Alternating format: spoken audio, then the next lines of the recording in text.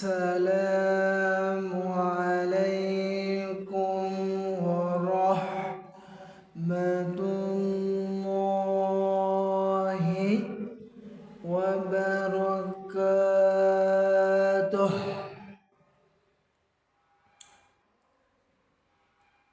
إن الحمد لله الأقرب الذي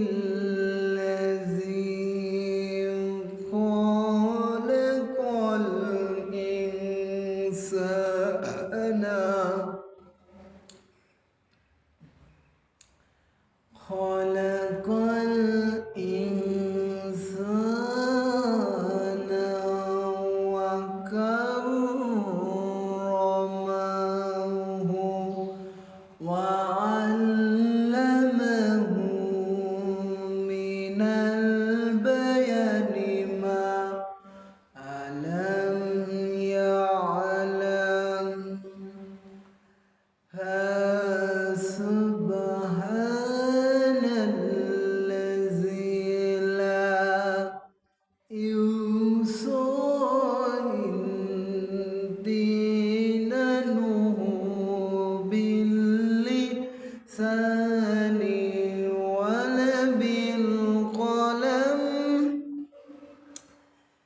نشهد أن لا إله إلا الله ونشهد أن محمدا عبده ورسوله الذي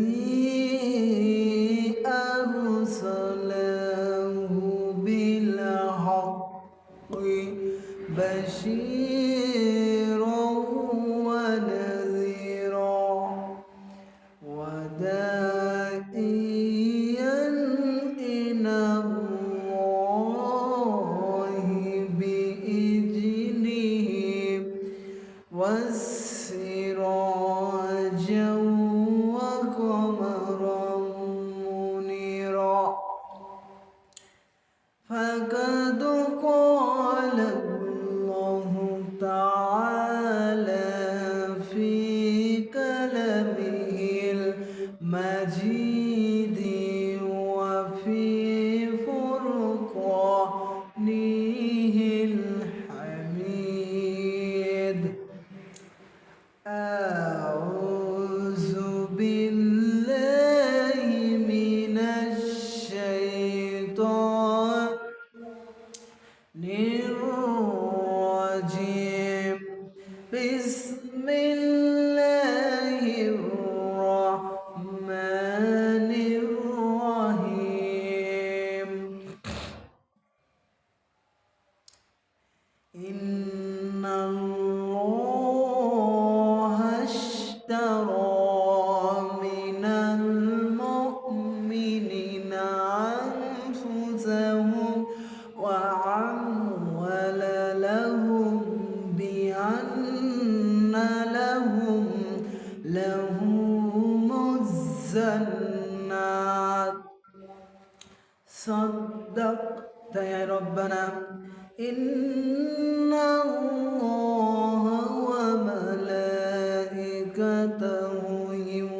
يصلون على النبي يا أيها الذين آمنوا سلموا تسليما. اللهم صل على محمد وعلى آل محمد كما صليت على إبراهيم وعلى آل إبراهيم إنك حميد مجيد. اللهم بارك على محمد محمد وعلى آل محمد كما باركت على إبراهيم وعلى آل إبراهيم إنك حميد مجيد الحمد لله বাংলাদেশের ঐতিহ্য জেলা রাজশাহী বড় বিহান আলী বড় বিহান আলী নিসুপাড়া কেন্দ্রীয় জামে মসজিদের ভিতর নিসুপাড়া কেন্দ্রীয় জামে মসজিদের ভিতর একটা বিরাট ইসলামী মহাসম্মেলনের আয়োজন করতে পেরে আমরা সবাই খুশি না বাজার সবাই বলুন আলহামদুলিল্লাহ সৈয়দুল মুরসালিন খাতামুন নবিয়িন রাহমাতুল লিল আলামিন জিনার উপর লাখো কোটি দরুদ সালাম বর্ষিত হোক সবাই বলুন সাল্লাল্লাহু আলাইহি ওয়াসাল্লাম আল্লাহু রাব্বুল আলামিন বলেন ইন্নামাল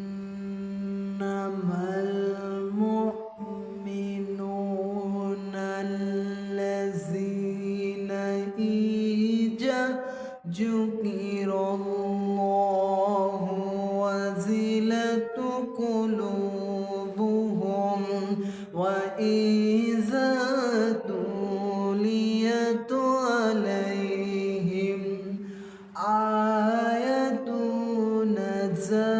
زادتهم إيمانا وعلى ربهم يتوكلون الله أكبر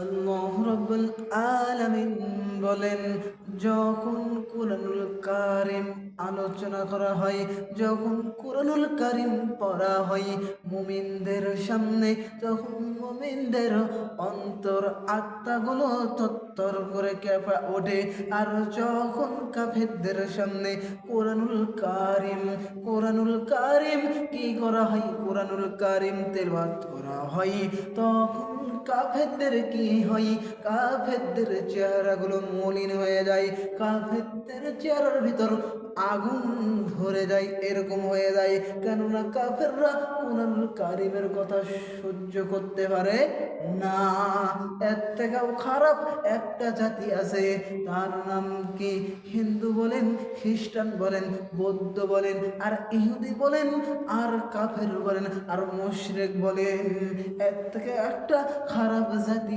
আছে নাম কি মুনাফিক জাতি আছে কাফেররা বলে না যে কুরআনুল কারীম চলতে দেওয়া যাবে না কুরআনুল কারীম বাধা দেওয়া যাবে না কিন্তু আমরা নামধারী মুসলমান এই মুসলমানদের ভিতর তৈরি আছে মুনাফিক এই মুনাফিকরা তাফসীর মাহফিল বন্ধ করে মুনাফিকরা কুরআনুল কারীমের কথা শুনতে পায় না তাদের কাছে কুরআনুল কারীম যখন পড়া হয় তাদের কি হয় তাদের অন্তরগুলো কি হয়ে যায় তাদের অন্তরগুলো আল্লাহ মোহর মেরে দেয় আর কি করেন তখন তাদের চেহারাগুলো মলিন হয়ে যায় তারা আরো সহ্য করতে পারে না কোরআনের তখন তাফসীর মাহফিল বন্ধ করে দাও ওয়াজ মাহফিল বন্ধ করে দাও সব কিছু বন্ধ করে দাও আর যখন মুমিনদের সামনে কুরআনুল কারীম তেলাওয়াত করা হয় তখন মুমিনদের ঈমানটা বৃদ্ধি হয়ে যায় মুমিনের ঈমান বৃদ্ধি হয়ে যায় ওয়া ইন্নামাল মুমিনুনা আল্লাযীনা ইযা যুকিরাল্লাহু ওয়াজিলাত কুলুবুহুম ওয়া ইযা তুলিয়াত আলাইহিম আয়াতুনা জাদাতুহুম ঈমানা আলা রাব্বিহিম ইয়াতাওয়াক্কালুন যখন মুমিনদের সামনে কুরআনুল কারীম তেলাওয়াত করা হয় তখন মুমিনদের ঈমানটা বৃদ্ধি হয়ে যায় তখন মুমিনদের ঈমান ছিল হালকা তখন মুমিনের ঈমানটা একবারে পূর্ণ হয়ে যায় একবারে সবে পূর্ণ হয়ে যায় আর মুমিনের ঈমানটা বৃদ্ধি হয়ে যায় তাফসির কারক লিখেছেন, মুফাসসির বড় বড় মুফাসসির লিখেছেন। ডক্টর আল্লামা মুজিবুর রহমান লিখেছেন, ডক্টর আল্লামা মুজিবুর রহমান, ডক্টর শামসুল হক ফরিদপুরি লিখেছেন।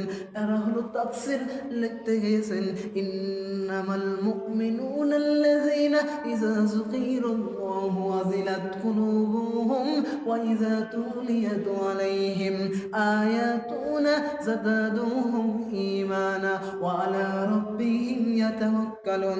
যখন মুমিনদের সামনে কোরআনুল কারীম পড়া হলো, মুমিনদের ঈমানটা বৃদ্ধি হয়ে গেল, মুমিনের ঈমানটা বৃদ্ধি হয়ে গেল। তারপরে এখানে একটা আছে, মুমিনের ঈমানটা বৃদ্ধি হয়ে যাবে, মুমিনদের ঈমানটা বৃদ্ধি হয়ে যাবে। আল্লাহ রাব্বুল আলামিন বলছেন, যখন মুমিন বান্দাদের সামনে কোরআন পড়া হবে, মুমিন বান্দারা খুশি হবে। আর যার ভিতর যার আল্লাহ রাব্বুল আলামিন বলছেন সূরা শুরার 14 নম্বর 13 নম্বর আয়াতের ভিতরে বলছেন, আল্লাহ রাব্বুল আলামিন বলছেন, যখন মুমিনদের সামনে কোরআনুল কারীম পড়া হবে, তখন তাদের ঈমান বৃদ্ধি হবে। আর যার ভিতর ঈমান থাকবে, তার ইসলামের কাজ দেখতে ভালো লাগবে। আর যার ভিতর ঈমান নাই, তার ইসলামের কাজটা ভালো লাগবে না।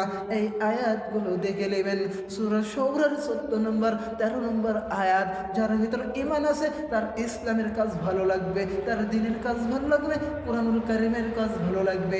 আর যার ভিতর ঈমান নাই, তাকে দ্বীন প্রচার করা ভালো লাগবে না, ইসলামের কাজ ভালো লাগবে না, ইসলামের কাজ ভালো লাগবে না। বাম স্তনের নিচে একটা বস্ত্রের টুকরা আছে, তার নাম হলো আরবিতে কলফ, তার নাম আরবিতে কলফ।